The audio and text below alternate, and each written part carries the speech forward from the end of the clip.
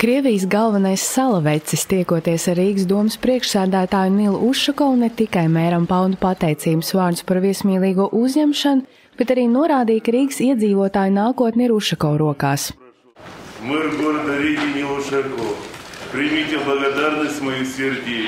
Rīgas mēra Nilu Ušakovu sirsnīgi pateicos par viesmīlīgo uzņemšanu un par atbalstu. Paldies par labajiem darbiem, par to, ka rūpējies par lieliem un maziem iedzīvotājiem. Man vienmēr ir patīkami apmeklēt tās pilsētas, kur dzīvo tādi cilvēki kā tu. Paldies, ka rūpējies par cilvēkiem. Tavās rokās ir šo bērnu un pieaugušo nākotne. Rīgas Rācnamā salavecis tikās arī ar bērniem no dažādiem Rīgas sociālā atbalsta un dienas centriem, ar kuriem kopā viņš spēlēja spēles, dziedāja dziesmas, kā arī skaitīja dzejojus pretī saņemot dāvaniņas.